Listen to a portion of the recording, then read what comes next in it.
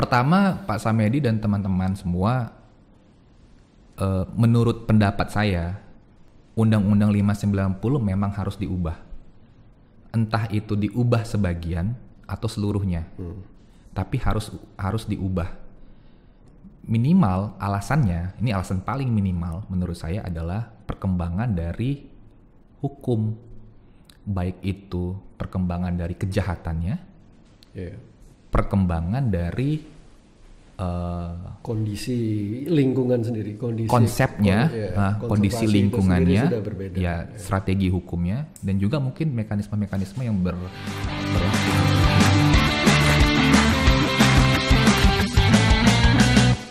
Halo Sobat Konservasi, selamat datang di Bincang Hutan Tropis TFCA Sumatera. Kali ini kita mendapatkan seorang tamu yang istimewa dari jauh sekali. Dari jauh ini. Kita kali ini akan berbincang sesuatu yang mungkin rada-rada berat ya. Cuman kalau kita bikin santai aja. Ini permasalahannya adalah permasalahan pemidanaan, pidana untuk kejahatan-kejahatan terkait dengan konservasi. Saat ini kita sudah kedatangan seorang tamu, tidak asing bagi kita semua sebetulnya ini, Reynaldo Semiring. Beliau adalah Direktur Eksekutif ICEL atau Indonesian Center for Environmental Law. Itu atau apa bahasa Indonesianya apa? Yayasan Lembaga Pengembangan Hukum Lingkungan. Oke, baik. Itu tepatnya ya. dari Pak saya panggil Dodo aja. Ini teman lama yang sudah sering ngobrol bareng mengenai hukum lingkungan gitu. Beliau itu sangat fasih lah kalau mengenai hukum lingkungan gitu. Karena saya baca sedikit mengenai CV-nya ini. Ada ya CV saya? Saya ambil dari websitenya ICEL. Aktif di dalam gerakan pembaruan hukum lingkungan. Ya. Selain itu juga merupakan pengacara publik yang terdaftar sebagai anggota Peradi. Kemudian menjadi Dewan Daerah Walhi DKI Jakarta, juga pengajar hukum lingkungan dan aktif menjadi penghubung ICEL dengan beberapa jejaring dan lembaga yang bergerak di bidang hukum lingkungan di beberapa negara. Gitu ya. Sarjananya dari Fakultas Hukum UI Universitas Indonesia. Kemudian melanjutkan pendidikan pasca sarjana di Sekolah Tinggi Filsafat Tria Karya gitu. Filosof. abstrak. Oke, kita ke topik Pak Dodo itu ya. Banyak publikasi ya yang sudah dibuat oleh Pak Dodo. Mungkin bisa dicek di Google Scholar ID gitu ya. Gitu. Ini topiknya rada-rada mungkin berat gitu ya, pemidanaan pada konservasi keanekaragaman hayati ya, kejahatan-kejahatan terkait konservasi keanekaragaman hayati gitu. Ini kalau kita bicara konservasi itu kan kita pasti akan menengok peraturan yang paling dekat gitu ya dengan urusan konservasi itu Undang-Undang 590 gitu ya. Tentang konservasi keanekaragaman hayati dan ekosistemnya yang saat ini itu ya tahun 90 sampai sekarang udah masih berlaku. Masih berlaku ya. Tapi udah umurnya udah 30 tahun ya, udah 30 tahun. 32. Ya. 31 ya, hampir 32. Iya, gimana komentar Anda Mas Dodo gitu dengan undang-undang yang sudah, apakah ini masih relevan dikaitkan dengan beberapa perkembangan yang terjadi setelah tahun 90 itu kan banyak sekali gitu. Silakan Pak. Terima kasih Pak Sam dan Kak Hati, khususnya TFCA Sumatera. Jadi sebenarnya saya dengan Pak Sam itu kan udah sering sekali ya ngobrol tentang hukum konservasi keanekaragaman hayati dan bagaimana sebenarnya Undang-Undang 5 1990 sekarang ini kalau kita lihat dengan perkembangannya banyak sekali gap. Nah kalau sebenarnya pemerintah sendiri pun beberapa waktu lalu gitu ya, sekitar 2016-17 juga kan pernah ingin melakukan perubahan terhadap Undang-Undang 5 1990 dan banyak gagasan-gagasan yang ingin dimasukkan ke dalam undang-undang perubahan. Betul. Nah, kita bisa lihat sebenarnya dari situ alasan-alasan kenapa butuh adanya perubahan. Tapi kalau saya sebenarnya melihat kondisi saat ini, kalau kita lihat dari satu aspek saja yang penting menurut saya, yaitu aspek hukum, aspek sanksi atau penegakan hukum. Nah, kalau lihat dari aspek itu sebenarnya memang Undang-Undang 5 1990 bisa dibilang sudah jauh lah dari perkembangan hukum yang ada. Dari satu bisa dibilang satu teori, satu konsep, satu sistem yang sekarang sudah berlaku itu jauh sekali. Nah, yang kedua, secara umum kita ketahui bahwa Undang-Undang 5 1990 ini kan sering digunakan sanksi pidananya dalam konteks melakukan penegakan hukum atas kejahatan konservasi. Nah, udah banyak yang membicarakan bahwa deliknya atau pengaturan pelanggaran kejahatannya, normanya itu sudah relevansinya sudah jauh dengan kondisi pada saat ini. Itu mungkin gambaran singkat sih kenapa pada akhirnya ketika kita bicara hukum atau penegakan hukum di Undang-Undang 5 1990 sebenarnya banyak perubahan-perubahan yang perlu dilakukan dalam konteks sanksi, dalam konteks penegakan hukum, karena memang sudah banyak yang perlu mengikuti perkembangan dan kejahatan pun sekarang sudah tipologinya beraneka macam dan penting untuk sebenarnya diatur delik-delik yang baru gitu. Iya. Kita tahu ya mungkin sekarang ini DPR sedang menginisiasi kembali gitu revisi atau perubahan Undang-Undang 590 ini gitu. Kalau dari Dodo sendiri itu apa kira-kira in general gitu ya, apa materi-materi yang sebetulnya sangat urgent untuk kita masukin di saya kira revisi.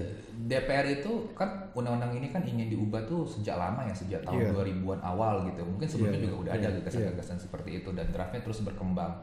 Saya kira yang ada di DPR itu juga nggak jauh beda kok dengan apa-apa yang sebelumnya sudah berkembang gitu ya.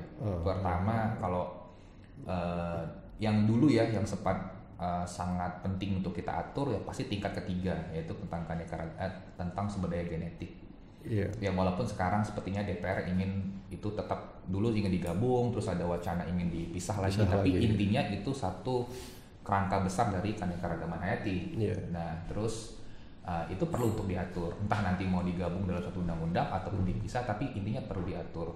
Nah yang kedua sebenarnya konteksnya adalah konteks penegakan hukumnya. Nah Undang-Undang 5 1990 ini kalau kita misalnya lihat sebenarnya itu banyak kita mungkin sering kesal dengan putusan hakim, kesal dengan tuntutan jaksa gitu ya, karena dianggap kenapa terlalu kecil seperti itu, tidak menimbulkan rasa keadilan, walaupun rasa keadilannya masih jadi pertanyaan yang seperti apa. Tapi yang paling penting untuk dilihat adalah sebenarnya deliknya udah oke gak sih? Sudah cukup nggak sih untuk sebenarnya memberikan penegakan hukum yang tepat atau tujuan dari penegakan hukum itu tercapai gitu. Nah saya mau bilang begini, delik kita, pidana kita di Undang-Undang 5 1990 itu masih tipe lama. Jadi misalnya untuk tumbuhan mengambil, merusak, contohnya ya unsurnya mengambil, merusak, diancam dengan pidana sekian. Nah, perbuatan mengambil dan perbuatan merusak itu kan udah perbuatan yang beda. Tapi dalam satu rumusan norma. Itu terus, yang menyulitkan kali ya, menyulitkan pasti, di dalam menghilangkan konsekuensi dakwaan kumulatif, menghilangkan kemungkinan adanya dakwaan kumulatif oleh jaksa. Kemudian untuk satwa liar misalnya melukai atau membunuh. Melukai dengan membunuh itu udah perbuatan yang beda, tapi deliknya itu satu delik dalam Undang-Undang 590. Menangkap, melukai, membunuh, memperdagangkan dalam sama satu semua, gitu, padahal kan itu beda ya gitu. Nah, itu hal yang sederhana kita lihat. Hal yang kedua, hal yang berikutnya itu adalah sebenarnya kita dengan penegakan hukum konservasi itu, kita pengen mencapai apa sih? Nah, itu yang menurut saya hilang dari pembicaraan. Apa yang ingin dicapai? Nah, hukum lingkungan saat ini tingkat global, kalau saya bicara hukum lingkungan berarti semua dapat ya gitu ya. Maksudnya mau semua sektor juga bagian dari itu. Hukum lingkungan pada saat ini di tingkat global dan juga di Indonesia sudah membicarakan tujuan dari penegakan hukum atau tujuan dari sanksi. Nah, misalnya tujuan dari sanksi adalah ingin memastikan terpulihkannya habitat, terpulihkannya ekosistem. Maka apa instrumen penegakan hukum yang perlu diatur? Misalnya sanksi administratif plus misalnya keperdataan plus misalnya pemidanaan. Mungkin itu. Mungkin kemudian tujuannya adalah untuk memberikan mendorong adanya perubahan perilaku di masyarakat. Ya, mungkin cocok dengan pemidanaan, kira-kira seperti itu. Terus apa tujuan-tujuan lainnya? Nah, itu semua yang sebenarnya belum clear. Nah, sehingga kalau saya lihat penegakan hukum konservasi kita saat ini masih dengan mekanisme command and control. Maksudnya adalah atur, awasi, hukum kalau pelanggar. Jadi itu gaya Belanda zaman dulu. Gaya lama, atur, awasi, hukum. Sekarang kan udah berkembang mekanisme insentif, disinsentif atau instrumen ekonomi. Jadi masih seperti itu. Udah begitu juga Undang-Undang 590 sebenarnya membataskan pada pidana. Ada kemungkinan administratif tapi itu lebih jelas dalam PP, misalnya PP 8. Jadi nggak jelas itu arahnya itu di level undang-undang sanksi administratifnya seperti apa. Kondisi kejahatan, kalau kita balik ke masalah pemidanaan tadi ya. Kejahatan ini itu kan dilakukan juga di 3 level keanekaragaman hayati tadi, genetik, spesies, ekosistem gitu ya. Ini kejahatan terutama genetik kemudian spesies itu sekarang sudah sampai pada level yang transnasional dan organized gitu ya. Ini kan mengkhawatirkan gitu ya. Itu gimana, Mas Dodo ya, kalau kita ngobrolin mengenai hal-hal kayak gitu. Ini sebenarnya seperti penjelasan sebelumnya.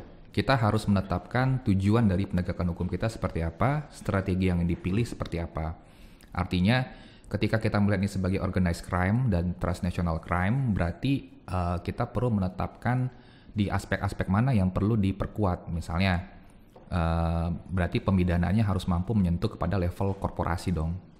Atau yang dia tidak hanya kepada level individu. Itu kalau konteksnya di organized crime misalnya. Kemudian kita juga perlu sebenarnya membangun satu, dan saya pikir sudah dibangun, satu mekanisme kerjasama internasional untuk melakukan penegakan hukum yang lebih efektif. Atau mungkin ke depannya, apakah kita melihat ini sebagai kejahatan transnasional, apakah mungkin misalnya melakukan pemidanaan terhadap non-native. Misalnya, itu maksud saya hal-hal yang berkembang yang kita perlu. Non-native itu yang berasal dari luar yang masuk ke Indonesia. Toh kalau masuk ke Indonesia, kalau kita sebenarnya asasnya kan adalah kita membicarakan keanekaragaman hayati harusnya tingkat global, tidak dibatasi, universal untuk semua. Tidak dibatasi oleh wilayah administratif gitu. Tapi kalau misalnya ternyata ada kejahatan yang terjadi, bagaimana respon kita? Apakah kita akan membataskan diri ini bukan kejahatan karena sebenarnya nggak diatur karena tidak ada deliknya dalam undang-undang, atau kita ingin mengaturnya sebagai kejahatan? Itu semua bisa kita rumuskan selagi kita clear dengan tujuan dari penegakan hukum kita. Misalnya tujuan pertama tadi sudah saya bilang, ingin melindungi atau memulihkan habitat dan spesies gitu ya, atau semua tingkat keanekaragaman hayati. terus ingin memberikan perubahan perilaku bagi para pelaku-pelaku yang pernah melakukan kejahatan. Nah, yang kalau itu bisa kita lakukan, kita atur strateginya. Apakah cukup saja dengan sanksi pidana? Sepertinya tidak. Ada sanksi administratif. Mungkin juga perlu mekanisme ganti rugi dalam keperdataan. Mungkin ketika kita membutuhkan adanya pemulihan habitat atau pemulihan terhadap satwa gitu, ya mungkin kita butuh sanksi administratif. Ketika kita melihat sudah ada kejahatan yang menciderai rasa kepentingan publik, mungkin kita butuh sanksi pidana. Ketika misalnya kita bicara ada interim loss dalam kerugian lingkungan, mungkin kita butuh perdata. Nah, itu semua bisa dirumuskan selagi kita jelas dengan tujuan penegakan hukum, rumuskan strateginya, instrumen-instrumennya kita bisa pilih gitu. Nah, itu akan clear. Ya, ini mungkin akan lebih jelas kalau kita memperbandingkan ya gitu antara kejahatan di level genetik sama spesies misalnya gitu. Itu kan beda. Seperti beda rezim gitu ya. Beda sih. Kalau di genetik itu kan sebenarnya orang ngambil misalnya pucuk pohon atau akar pohon tanaman atau ini tanah sedikit itu nggak masalah, kita nggak rugi apa-apa. Tapi sebetulnya kan yang kita ingin atur di situ adalah informasi yang ada di dalamnya kayak gitu ya. Betul. Ini kan beda dengan kalau kita bicara mengenai perburuan spesies gitu ya. Dia mesti hukuman itu diterapkan pada kerugian siapapun lah, negara atau apa gitu atas misalnya menurunnya populasi dan sebagainya gitu.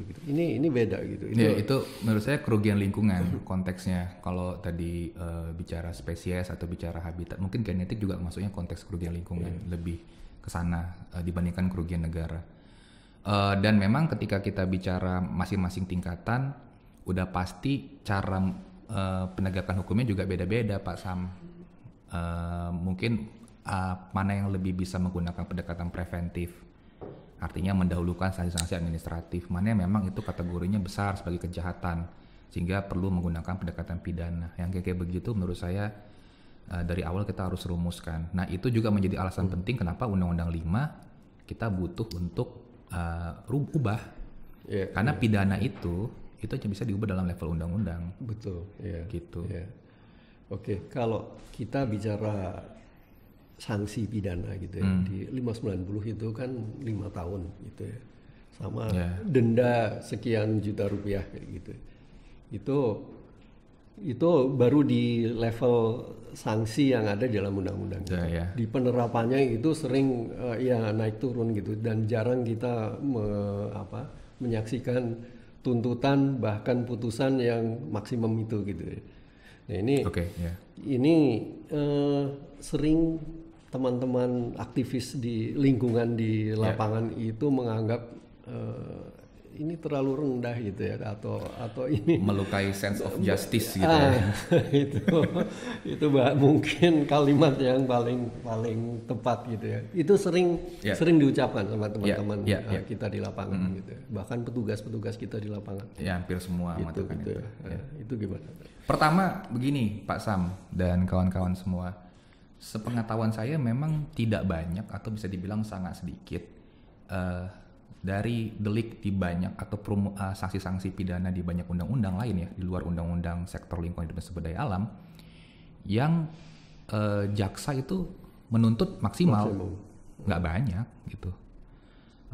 Dan hakim pun pasti tidak akan jauh dari tuntutan jaksa untuk menghindarkan disparitas gitu. Itu pertama ya. Jadi saya jarang menemukan yang menggunakan pendekatan maksimal itu di semua sektor. Saya belum pernah menemukan yang cukup banyak begitu, sedikit.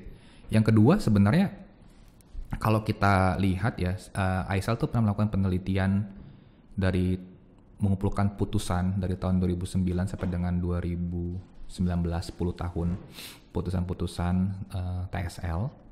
Itu kita melihat kalau tuntutan jaksa dengan putusan hakim itu enggak sebenarnya tidak terjadi disparitas gitu, tidak terlalu jauh sama gitu.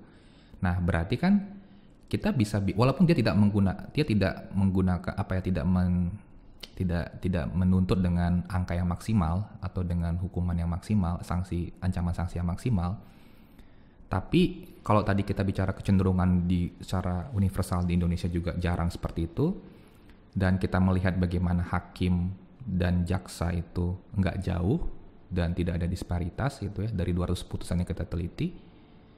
Intinya kita bisa bilang bahwa mungkin yang perlu diubah adalah deliknya atau ancaman normanya, kira-kira norma pidananya yang kita perlu ubah. Tadi di depan sudah disampaikan juga gitu ya, karena ini menangkap, mengambil, memiliki dan sebagainya itu kan satu rangkaian. Ya, itu satu hal gitu ya. Kita perlu perbuatan hukum itu kita perlu pilah-pilah mana yang perlu dengan sanksi yang katakanlah dengan ancaman sekian, mana yang perlu lebih tinggi, kira-kira itu perlu dipilah-pilah.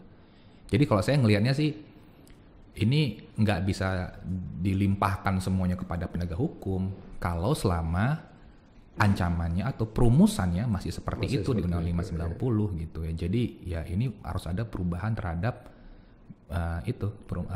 sanksinya. Ya, permasalahannya sendiri itu ada di undang-undangnya itu sendiri gitu ya. Jadi kalau kita kembali ke tadi mengenai ancaman hukuman yang kita perlu mungkin memilah-milah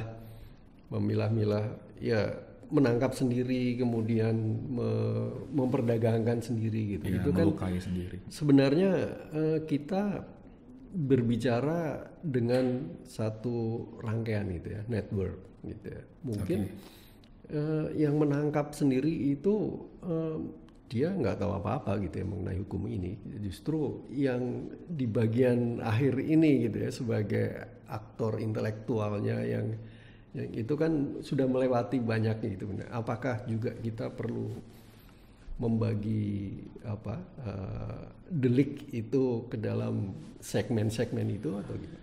Kalau saya sih perlu, Pak, karena artinya membuka kemungkinan ada dakwaan kumulatif kan. Jadi sanksinya bisa dikumulasikan. Ya walaupun kita bisa dibilang di Indonesia itu sistemnya kumulatif terbatas, jadi nggak bisa lebih dari 20 tahun. Beda dengan common law ya, yang kayak di Amerika. Tapi intinya kalau dia dalam satu perumusan, ya kemungkinan untuk dikumulasikan kan nggak ada gitu. Karena satu pasal, satu ayat gitu kira-kira. Tapi kalau misalnya dia bedakan, ketika kita bicara aktor utama, maka banyak pasal yang mungkin bisa digunakan ketika dia mungkin terlibat dengan dengan perbuatan membunuh gitu ya, atau dia perbuatannya itu kejahatannya adalah memperdagangkan, yang mungkin akan bisa dikumulasikan kayak begitu. Jadi undang-undang kita sekarang ini tidak terlalu membuat atau mempengaruhi ini ya, deterrent effect itu ya, deterrent effect. Iya, kalau saya sih sebenarnya melihat bahwa memang undang-undang itu ketika disusun dia kan mengikuti perkembangan hukum dan perkembangan kehidupan masyarakat di masa itu. Ya ketika Undang-Undang 590 disusun, dia akan sangat kontekstual dengan perkembangan ya 10 tahun, 15 tahun gitu ke depan. Sementara masyarakat kan berkembang dengan sangat pesat. Undang-Undang 590 tidak pernah membayangkan misalnya ini akan menjadi kejahatan yang elektronik gitu, yang cybercrime gitu. Nah sehingga kalau sekarang dilakukan penegakan hukum untuk yang cybercrime, ya pasti akan ada penafsiran atau perluasan penafsiran terhadap norma atau menggunakan mekanisme delik yang ada di undang-undang lain. Tapi intinya adalah kita melihat itu sebagai sebuah kejahatan terhadap konservasi, terhadap keanekaragaman hayati, harusnya itu diatur di dalam undang-undang tentang konservasi keanekaragaman hayati. Ya, ini hal lain gitu. Kita Undang-Undang 590 itu kan ada salah satu PP-nya itu, peraturan pemerintahnya itu adalah PP 8 tahun 99 gitu. Di sana ada pasal-pasal terutama mengenai sanksi yang berakrobat dalam tanda kutip itu, menunjuk berbagai undang-undang gitu, termasuk sebetulnya KUHP sendiri ditunjuk oleh oleh PP itu ya. Seperti misalnya kalau dia seseorang atau pengusaha itu menjual satwa gitu ya, produk satwa gitu yang sebetulnya boleh diperdagangkan gitu ya, tapi dia melebihi kuota gitu. Nah itu ditunjuk di PP itu sebagai dia pencurian gitu ya. Nah pencurian itu kan deliknya KUHP gitu ya. Yeah. Nah ini hanya saya belum pernah melihat PP itu diterapkan di lapangan gitu ya. Gimana menurut? Karena kalau kita bicara kejahatan, memang harusnya acuannya itu kepada undang-undang, ya kepada sanksi, ancaman sanksi, kepada pemidanaan yang ada dalam undang-undang. Peraturan pelaksana itu dilihat sebagai standar, sebagai acuan. Jadi misalnya bagaimana standar untuk mengkategorikan ini sudah rusak. Bagaimana standar untuk mengakui ini sudah ini adalah satwa yang dilindungi apa tidak. Nah itu di level peraturan pemerintah akan dirujuk oleh para penegak hukum. Tapi lagi-lagi kalau bicara konteks sanksi, perumusan dakwaan, perumusan tuntutan, pembuktian, mayoritas akan melihat kepada undang-undang gitu. Jadi kalau saya melihat PP 8 itu kan mencoba keluar dari kebekuan undang-undang begitu, tapi secara tempat tidak tepat karena harusnya beberapa itu diatur di level undang-undang gitu, bukan di level PP. Justru itu menunjukkan betapa kita sangat penting untuk kembali mereformasi ke undang-undangnya ya. Iya, mereformasi undang-undangnya sehingga PP-nya juga pengaturannya akan sesuai dengan kebutuhan yang ada di undang-undang maupun kebutuhan yang ada di masyarakat gitu. Artinya memang sebetulnya kita akrobat yang dilakukan oleh PP 8 itu tidak terlalu efektif dan di lapangan mungkin juga sulit ya teman-teman. Sebenarnya Pak Sam, akrobat hukum di level peraturan pelaksana itu banyak. Di banyak isu, banyak sektor itu sering terjadi. Memang dulu-dulu itu para pembentuk hukum, pembentuk peraturan berpikir bagaimana cara yang cepat agar bisa mencapai satu tujuan dari penegakan hukum. Jadi kadang-kadang di level peraturan pelaksana itu yang banyak disusun. Walaupun pada akhirnya bertentangan dengan undang-undangnya. Hanya saja kan kita kan sekarang ingin melakukan perubahan atau bisa dibilang kita ingin membuat sistem kita jauh lebih baik toh. Ya makanya itu perlu untuk disinkronkan sejak dan mulai diperbaiki sejak level undang-undang. Jadi level undang-undang ke bawah itu semuanya sinkron dan saling melengkapi gitu. Oke, mungkin kita perlu agak sedikit lebih banyak tadi Dodo sering menyebut mengenai tujuan pemidanaan gitu ya. Nah, ini kalau boleh agak sedikit dielaborasi mengenai tujuan pemidanaan ini. Ada yang besarnya tujuan dari penegakan hukum. Jadi penegakan hukum itu ingin mencapai apa? Karena ketika penegakan hukum itu ingin mencapai ketaatan misalnya, ya nggak harus pakai pidana saja. Kita bisa pakai administratif kira-kira begitu. Nah baru sudah itu kita masuk kepada tujuan pemidanaan. Tujuan pemidanaan itu kalau kita bilang bahwa ingin menimbulkan rasa takut, saya kira sih atau efek jera, yaitu sesuatu yang sekarang oleh para pemikir hukum pidana Indonesia itu pengen dikembangkan atau pengen diperbaiki. Artinya pemidanaan kita tuh sekarang sistemnya ingin mencoba berbicara terkait dengan mengembalikan pelaku itu atau konteksnya sederhananya restoratif justice lah, mengembalikan pelaku ke masyarakat sehingga dia tidak lagi mengulangi perbuatan yang dia tidak hanya menimbulkan rasa takut atau efek jera semata-mata. Itu pertama. Yang kedua sebenarnya tambahan untuk pemidanaan di sektor lingkungan, sumber daya alam termasuk konservasi keanekaragaman hayati itu juga harus berorientasi terhadap pengembalian hak atau restorasi hak dari si habitat ekosistem itu dan juga satwa. Mereka punya hak gitu loh. Jadi penegakan atau kerugian yang terjadi akibat sebuah kerusakan atau sebuah penurunan populasi dalam pandangan saya itu bukan kerugian negara, kerugian lingkungan. Kerugian lingkungan atau kerugian ekosistem. Dan itu perlu dalam tanda kutip dibayar oleh dalam tanda petik itu pelaku perlu bertanggung jawab, di mana negara karena punya hak menguasai, mengatur dan melakukan penegakan, dia mengambil peran di sana gitu.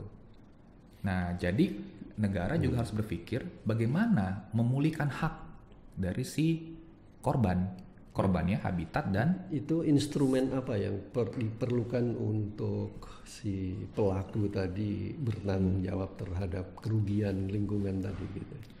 Banyak Pak, bisa di administratif, bisa di perdata, bisa di pidana. Nah, tinggal strategi penegakan hukumnya jelas. Artinya per satu perbuatan ketika misalnya dia sudah katakanlah dia sudah mengakibatkan matinya satwa, ya maka nggak mungkin administratif, itu ya paling pidana dan ada satu mekanisme ganti kerugian misalnya begitu ya, misalnya ganti kerugian lingkungan terhadap satwa gitu. Dan yang kedua, kalaupun misalnya dia ternyata belum mengakibatkan matinya atau belum mengakibatkan dampak yang signifikan terhadap satwa atau habitat, ya dia masih ada pelanggaran-pelanggaran yang sifat administratif atau pelanggaran yang tidak masuk kepada konteks kejahatan, dia bisa pakai sanksi administratif gitu. Nah, jadi toolsnya banyak, bisa dipidana, bisa diperdata, bisa di administratif, dan itu saling melengkapi. Jadi nggak bisa pakai ganti rugi aja, nggak bisa. Artinya pidana itu hanya satu bagian dari sistem penegakan hukum itu ya. Dari semua instrumen, semua lapangan yang ada, pidana hanya satu. Dan kalau kita lihat pidana yang berkembang sekarang itu yang juga KLHK lakukan atau para jaksa lakukan itu kan sebenarnya sudah mulai juga ingin menuntut adanya pemulihan lingkungan. Dia pakai undang-undang lingkungan, Undang-Undang 3 2009 pasal 119. Dan 590 ini hanya pidana saja ya. Hanya menghukum, hanya menghukum gitu loh. Hanya menghukum. Belum sampai memulihkan. Nah, kita memikirkan bagaimana dia bisa sampai memulihkan. Nah, itu mengapa kita butuh melakukan, merumuskan norma yang baru untuk itu. Kalau kita merasa memang negara punya tanggung jawab untuk memulihkan, kira-kira begitu. Jadi bisa masuk di pidana, atur mekanisme pemulihan juga di perdatanya, atur juga di administratifnya gitu. Itu perlu di perubahan Undang-Undang 590. Ya, artinya pelaku itu harus bertanggung jawab terhadap kerusakan yang ditimbulkan itu melalui berbagai instrumen tadi ya. Bisa administratif, bisa pidana, bisa perdata, dan mungkin ada hal-hal lain ya, restoratif tadi ya. Dan itu tidak saling tumpang tindih ya Pak. Jadi tidak kan menurut saya ada beberapa kekeliruan yang sering terjadi adalah pokoknya kalau ada administratif, perdata, pidana semua turun gitu. Jadi menurut saya itu nggak tepat. Harusnya tuh saling melengkapi. Mungkin sanksi administratif tujuannya untuk mencegah, sanksi ketika sudah terlampaui gitu ya, sudah tidak mungkin dicegah, sudah ada dampak, mungkin perlu akan sanksi pidana.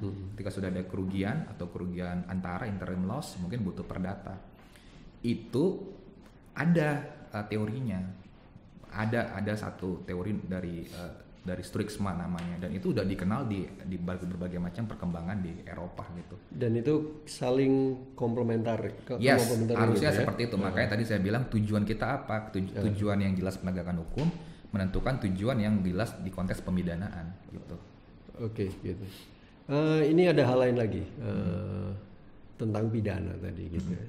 Banyak orang yang ya karena tadi 5 tahun itu terlalu sedikit, tapi maksimum mungkin di sistem hukum kita hanya 20 tahun gitu. Tapi ada usulan minimum khusus gitu. Oh, pakai minimum khusus. Minimum khusus gitu. Itu gimana Bro Dodo? Atau apa itu minimum khusus dan bagaimana kita menerapkannya gitu? Sebenarnya minimum khusus itu sederhananya adalah dia mengatur lebih detail daripada KUHP. Karena kalau minimum umum yang ada dalam KUHP dia ya bisa dipenjara atau dihukum 1 hari lah. Minimum khusus berarti diatur minimalnya berapa tahun gitu atau berapa bulan gitu, biasanya tahun sih, berapa tahun. Nah itu namanya minimum khusus, dia lebih detail atau lebih ya lebih jelas dibandingkan KUHP gitu, karena tindak pidananya juga lebih jelas pengaturan dalam undang-undang organik atau undang-undang sektoral. Nah kemudian kalau pertanyaan apakah minimum khusus itu akan efektif, banyak penelitian sebenarnya di luar, lagi-lagi di luar konservasi yang membuktikan kalau tidak ada relevansi dari menetapkan sanksi pidana minimum dengan berkurangnya kejahatan. Nggak ada gitu. Atau tidak ada relevansi dari ancaman sanksi yang tinggi dengan berkurangnya kejahatan atau berkurangnya belum tentu mengurangi deteran gitu. Deteran efek tadi ya. Belum ada kesananya. Nah justru yang ingin didekatkan sekarang, bahkan RKUHP kita udah ke arah sana, dan banyak institusi-institusi negara yang sudah mau ke arah sana, yaitu adalah restoratif justice. Artinya pelaku diarahkan supaya tidak mengulangi perbuatannya, dikembalikan kepada masyarakat, tapi dia juga harus bertanggung jawab untuk sebenarnya ada pemulihan, merestorasi korban, yang dalam hal ini tadi saya bilang misalnya ekosistem atau spesies. Ya, itu kan dari sisi pelakunya, kok dari sisi orang lain agar dia tidak melakukan hal yang sama gitu. Itu gimana formulasi dari agar orang lain tidak melakukan hal yang sama. Tadi kan sistem restoratif atau justice tadi gitu, itu kan agar dia tidak mengulangi lagi gitu ya. Tapi bagaimana agar orang lain tidak melakukan hal yang sama? Sebenarnya juga berhubungan Pak. Justru kalau sebenarnya kita menggunakan pendekatan seperti itu bukan cuma bicara individu, tapi bicara masyarakat. Restoratif justice itu nggak cuma bicara konteks individu, tapi juga bicara masyarakat. Jadi orang lain pun akan melihat bahwa mekanisme yang perbuatan seperti ini itu punya dampak yang signifikan karena kita mengedukasi, dan kemudian dia harus bertanggung jawab seperti apa itu clear gitu. Nah, justru kalau kita lihat dalam kondisi sekarang atau secara umum lah ya, penegakan hukum kita itu kan atau pidana kita itu masih kayak pokoknya tangkap hukum seberat-beratnya. Nah, hukum yang seberat-beratnya itu belum terbukti bisa menimbulkan berkurangnya deterrent effect tadi gitu. Justru kalau dia misalnya dikembalikan kepada masyarakat dan dia bisa menjadi aktor atau agen untuk melakukan perubahan, mendorong masyarakat untuk lebih taat. Nah, itu yang lebih penting gitu. Cuman saya kasih disclaimer dulu Pak. Cuman ada memang kekhususan di lingkungan dan kehutanan gini kita lah. Kalau pelaku ini sering adalah aktor-aktor kelas kakap atau mungkin korporasi. Nah, kalau seperti itu, maka dia kan berarti punya kuasa, punya kapasitas secara finansial. Iya. Maka kalau dia memang misalnya korporasi, cabut izinnya. Kalau dia misalnya korporasi, penegakan hukum pidana korporasi, kasih denda. Berarti kalau dia korporasi, finansial dia kan akan terganggu. Harusnya itu berhubungan dengan misalnya ya, contohnya kesempatan dia untuk mendapatkan pinjaman atau mendapatkan dana lagi, karena dia sebenarnya adalah polluters atau pelaku kejahatan lingkungan dan kehutanan. Nah, itu terkait sama polluter pay principle. Iya, salah satunya seperti itu. Jadi disinsentifnya ke sana gitu. Jadi saya mau bilang, kalaupun dia misalnya aktor perorangan yang punya kuasa, punya kapasitas finansial seperti itu, perlakukan hal yang sama gitu. Jadi dia bisa dituntut untuk kejahatannya, dia bisa dipenjara, dan kalau mungkin dia izinnya izin perorangan, misalnya izinnya bisa dicabut, dan kesempatan dia untuk mendapatkan pendanaan lagi di sektor yang sama itu harus dihambat gitu, karena dia punya perilaku seperti itu. Nah, yang kita perlu rumuskan adalah seberapa lama sebenarnya. Nah, itu tingkat detail. Tapi bagi saya mau kasih penjelasan bahwa penjelasan restoratif justice tadi bukan artinya orang yang jahat sekalipun kita pengen kembalikan gitu. Ada tingkatan-tingkatan tertentu di mana mungkin orang atau pelaku itu bisa dikembalikan kepada masyarakat. Ada tingkat tertentu yang karena dia sudah berkali-kali dan dia sebenarnya organized crime gitu, dia perlu ada perlakuan yang lebih khusus.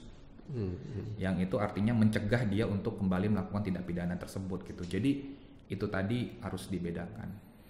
Ini di ketentuan atau undang-undang konservasi ini mungkin nggak sih kita menerapkan strict liability itu yang itu strict liability itu kalau di Indonesia berlakunya untuk ganti rugi keperdataan. Kita belum berlaku untuk pidana karena strict liability itu pada dasarnya meniadakan unsur kesalahan.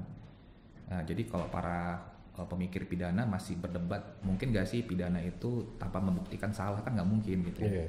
Nah akhirnya masih berlaku di perdata. Nah syarat penting dari strict liability adalah sebuah kegiatan itu atau sebuah usaha itu memang dia bisa menimbulkan dampak yang sangat serius, sehingga kita tidak perlu lagi membuktikan kesalahan dia dalam meminta pertanggungjawaban dia. Contoh sederhananya misalnya ketika ada usaha sawit misalnya di atas lahan gambut, ya kalau sekali kebakaran kan bahaya gitu. Atau usaha yang ternyata dia ada di sekitaran atau mungkin di dalam dari kawasan konservasi, misalnya di dalam KSA kayak begitu. Kalau misalnya terjadi kerusakan, ya berarti kan akan ada integrasi, menurunnya integritas dari kawasan dan fungsi akan bermasalah begitu. Nah jadi yang dihukum itu adalah yang dimintakan pertanggungjawaban itu adalah karena usaha dia sangat berbahaya, bisa menimbulkan ancaman serius, sehingga kita bisa langsung minta ganti kerugian dia dan tindakan-tindakan tertentu termasuk tindakan memulihkan yang nantinya tidak perlu dibuktikan dia salah apa enggak begitu. Iya, yang penting sudah ada sudah ketahuan ada kejadian kayak gitu dan dia yang ada di situ gitu. Mungkin enggak? Mungkin begitu. Tinggal kita rumuskan sebenarnya apa sih satu kegiatan dari banyak data yang ada, apa-apa saja kegiatan yang bisa menimbulkan dampak serius. Ya. Tinggal kita rumuskan. Masalah dampak serius itu kan susah gitu ya. Kita mengukur apa yang atau sejauh mana yang kita sebut sebagai dampak itu serius itu biasanya ada dua cara sih Pak. Satu dari kesepakatan, satu dari penelitian ahli ya, dari expert judgment atau penelitian ahli yang kemudian dirumuskan dalam kesepakatan bersama gitu. Atau yang kedua sebenarnya dari putusan hakim.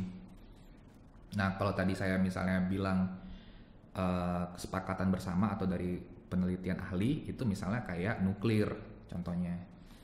Nuklir itu kan bisa dibilang kalau ada terjadi ledakan itu pasti gitu. Udah pasti kan berbahaya sekali begitu. Itu saya ambil contoh ekstrimnya ya. Kalau kita bicara di konteks putusan hakim itu konteksnya tadi kayak kebakaran di lahan gambut. Jadi usaha sawit di atas lahan gambut gitu. Kalau misalnya terjadi kebakaran dia langsung berlaku strict liability itu melalui putusan hakim. Hakim melakukan penilaian, penelahan dan akhirnya dia memutus seperti itu. Nah, kalau untuk konservasi banyak dulu kan kita sempat merumuskan atau sempat berdiskusi panjang tentang tapi ini yang tingkat ketiga ya, produk rekayasa genetik gitu. Mungkin nggak sih produk rekayasa genetik itu karena dia punya ancaman serius kalau terkait dengan kesehatan manusia gitu dan juga terkait dengan ekosistem, mungkin nggak sih untuk diberlakukan strict liability. Nah, atau invasive species. Invasif gitu ya? Juga mungkin kayak begitu. Jadi menurut saya itu sangat bisa dirumuskan. Yang penting ada dua tadi pintu masuknya. Satu dari penilaian ahli, dari penelitian, yang kemudian tapi ini nggak cuma satu ahli ya, artinya ada satu kesepakatan forum lah kira-kira seperti itu. Satu lagi dari putusan-putusan pengadilan gitu. Ya, kembali lagi ke yang tadi itu masalah restoratif justice itu gitu. Itu di kita itu kan masih belum banyak ya penerapan kayak sanksi kerja sosial gitu. Oh iya. Itu Itu ada juga kan ya, bisa diterapkan juga sebetulnya gitu. Dan itu banyak diusulkan di korupsi gitu, kejahatan mengenai korupsi. Kalau saya sih setujunya itu sanksi sosial itu untuk yang tindak pidana ringan sih. Jadi kalau dia udah merugikan lingkungan, merugikan ekosistem, saya nggak setuju dengan pendekatan sanksi sosial kayak begitu. Ya nggak, kalau salah satu itu kan tadi komplementari gitu ya. Gitu. Kalau ada di situ, sebagai ya tambahan gitu. Iya. Bukan satu-satunya hukum Ya, ini boleh. itu, gitu. Ya sangat dimungkinkan sanksi sosial, sanksi adat tuh untuk dimungkinkan masuk begitu ya. Cuman kalau saya melihatnya itu harus pertama-tama dimasukkan dulu di KUHP kita, di perubahan kitab undang-undang hukum pidana kita. Jadi sebaiknya tidak langsung tiba-tiba masuk di undang-undang 5 gitu. Karena misalnya undang-undang di bawah LHK itu kan nggak ada tuh yang bicara sanksi sosial dan sanksi adat kan. Walaupun ada konteks restoratif justice misalnya di bawah Undang-Undang Cipta Kerja, tapi nggak ada tuh bicara sanksi sosial. Ada, mohon maaf, baru masuk ya di Undang-Undang Cipta Kerja sanksi sosial dan sanksi adat gitu. Tapi belum pernah baru lah ya, baru 2020, berarti kita masih menunggu bagaimana implementasinya. Cuman kalau menurut saya akan lebih baik itu masuk di konteks KUHP dulu, sehingga jelas bagaimana menggunakannya begitu. Boleh muncul tapi tidak sebagai satu-satunya sanksi, sebagai sanksi yang sifatnya untuk pidana-pidana ringan. Menurut saya seperti itu sih Pak. Ya. Kalau ini terakhir nih, kalau kita bicara konservasi gitu ya, dan ini sudah terjadi kejahatan-kejahatan terhadap konservasi baik di level genetik, spesies maupun ekosistem gitu ya, perambahan dan sebagainya. Itu tindakan pencegahan itu sebetulnya ini penting gitu ya, sangat penting, tapi sering orang melupakan tindakan ini kayak gitu. Bahkan di pemerintah sendiri gitu ya, sering anggaran untuk tindakan pencegahan ini mungkin sangat kecil ya dibanding tindakan dibanding anggaran untuk menindak kayak gitu ya. Padahal kita akan lebih utama untuk melakukan pencegahan daripada kita mengobati gitu ya. Intinya kalau bicara penindakan itu enggak cuma satu tahap ya, tapi sesudah dia ditindak, dia diproses di persidangan, kemudian dia masuk ke dalam lembaga pemasyarakatan, dia keluar, nah itu kan semua yang harus dihitung cost-nya gitu. Nah, pencegahan sebenarnya itu lebih sedikit cost-nya. Biayanya harusnya lebih sedikit. Harusnya jadi memang fokusnya adalah bagaimana kita melakukan pengawasan yang ketat supaya tidak terjadi kejahatan atau pelanggaran. Itu tahapan pertama. Tapi kan yang namanya kejahatan itu sering dirumuskan dengan sangat sistematis. Sehingga bagaimanapun bagusnya satu pengawasan atau pencegahan, tetap terjadi kejahatan. Nah kalau itu sudah terjadi ya nggak apa-apa, lakukan penindakan. Nah jadi konteks pengawasan itu penting diperkuat. Terus yang kedua dalam konteks pencegahan sebenarnya bagaimana kita, karena kalau pencegahan ini bablas kan akhirnya jadi satu penegakan hukum. Penegakan hukum itu bicara konteks masyarakat ya. Kalau administratif dan semualah termasuk juga keperdataan dan pidana. Tapi bagaimana sebenarnya ada satu informasi yang bisa diterima dengan baik, dengan mudah oleh masyarakat tentang konservasi keanekaragaman hayati. Jadi dia tahu, kalau dia misalnya ingin memelihara satu spesies jenis tertentu, dia tahu ini apakah melanggar aturan apa tidak. Itu kan bagian dari pencegahan. Bagaimana informasi itu bisa disampaikan. Yang kedua, mungkin bukan informasi seperti itu saja, tapi misalnya informasi resiko. Jadi kita tahu kalau ada kegiatan di dalam cagar alam atau suaka marga satwa atau taman nasional misalnya, itu bisa menimbulkan resiko yang tinggi atau dampak yang juga signifikan. Artinya informasi-informasi itu juga harus dipahami oleh masyarakat, termasuk juga oleh pelaku usaha. Nah sehingga pencegahan itu pada dasarnya adalah mengedukasi sebaik-sebaiknya.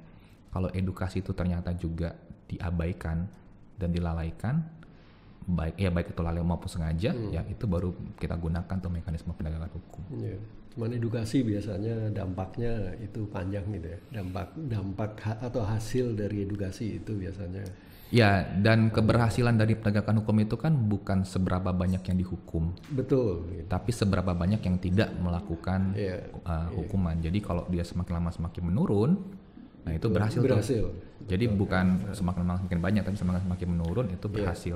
Setuju. Dengan catatan tidak mengurangi kuantitas atau caranya. Jadi kalau ya ini kayak COVID juga, kalau tesnya diturunin ya turun gitu.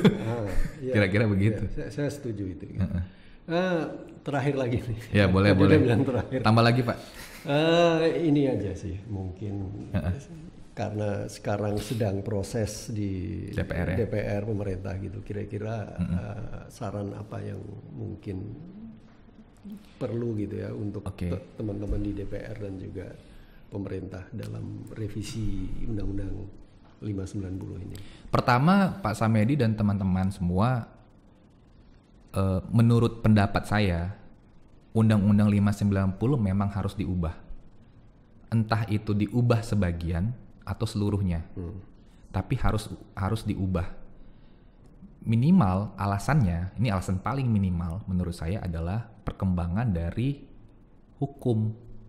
Baik itu perkembangan dari kejahatannya, perkembangan dari kondisi lingkungan sendiri, konsepnya, kondisi lingkungannya, strategi hukumnya, dan juga mungkin mekanisme-mekanisme yang berlaku gitu. Jadi tadi kita udah jelaskan panjang lebar gitu ya, bagaimana sih perumusan delik yang kita anggap itu nggak kuat di dalam Undang-Undang 5 sekarang, bagaimana bisa dibilang sanksinya masih sangat fokus kepada pidana, belum ada komplementari dengan administratif dan dengan ganti kerugian keperdataan, dan bagaimana sebenarnya tujuan dari penegakan hukum itu belum disusun, strateginya belum begitu jelas gitu ya. Nah itu semua kan butuh perubahan yang ada di tingkat undang-undang. Jadi pertama-tama undang-undang itu harus diubah, minimal alasannya emang karena alasan adanya perubahan hukum yang dibutuhkan. Dan 31 tahun itu udah menurut saya waktu yang cukup. Yang sangat cukup gitu ya untuk kita segera merubah. Perubahan itu sebuah keniscayaan, jadi tidak perlu khawatir bahwa perubahan itu akan merugikan gitu loh. Merugikan. Dan ingat, kita bicara konservasi, kita bicara kerugian lingkungan.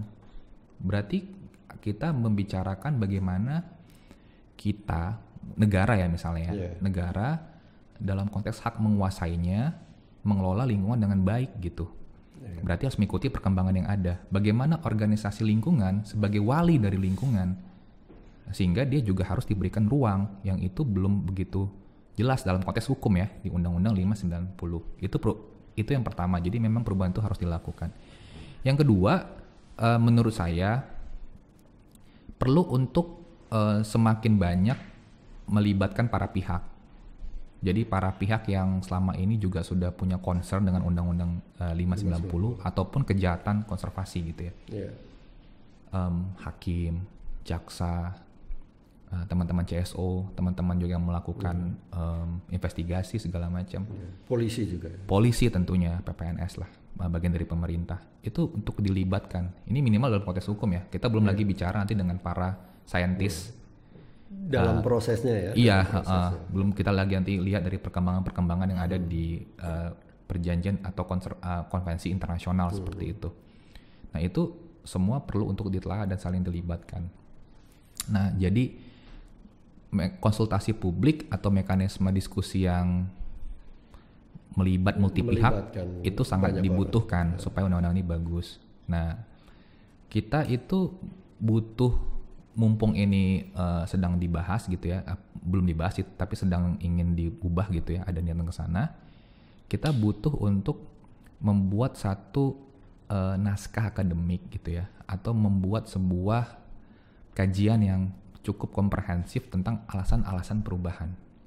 Saya mau bilang begini Pak Samedi, cukup banyak undang-undang di Indonesia yang alasan perubahannya secara empirik dan secara teoritis nggak jelas. Nah, kenapa itu perlu jelas? Sehingga nanti kalau kita bingung undang-undang yang udah disusun, kita tahu apa sebabnya, apa argumentasinya. Kita lihat itu di naskah akademik atau nanti dalam risalah pembahasan. Itu tadi berhubungan dengan poin kedua, pentingnya untuk melibatkan multi pihak. Nah, sehingga substansi-substansi yang banyak, ya mau itu nanti bicara manajemen konservasinya, mau itu nanti bicara konteks hukumnya, hukum juga banyak sekali kan, dengan hukum, barang bukti, segala macam. Mau itu bicara konteks perjanjian atau kerjasama internasionalnya, semua bisa disinkronkan. Sebenarnya alasan-alasan untuk merubah itu kan sudah cukup banyak di luar sana, hanya perlu merumuskan ke dalam satu bentuk yang mudah dipahami untuk pembuat kebijakan ini dan kayak gitu ya. Terakhir, saya cuma bilang begini Pak Sam, kalau kita memang menganggap penting hukum atau instrumen hukum dalam konservasi keanekaragaman hayati, maka perubahannya itu harus di undang-undang. Mulai dari tujuan, strategi, pemidanaan, dan juga jenis-jenis sanksi lainnya. Nggak bisa di bawah undang-undang. Di batangnya ya. Nggak bisa. Kalau kita menganggap itu penting, kalau nggak kita akan selalu tambal sulam. Begitu aja sih. Itu penting. Oke, baik. Saya kira Pak Dodo ini berat ya? Agak berat. Terima kasih banyak. Oh iya. Sorry. Terima kasih banyak atas kehadirannya. Sobat Konservasi, saya kira demikian penjelasan dari Bang Dodo, Mas Dodo, Pak Dodo, atau apapun sebutannya. Nama lengkapnya sih Reynaldo Sembiring. Jangan lupa pantengin terus acara kita di Instagram dan YouTube PRC Sumatera. Sampai jumpa lagi teman-teman konservasi. Salam konservasi.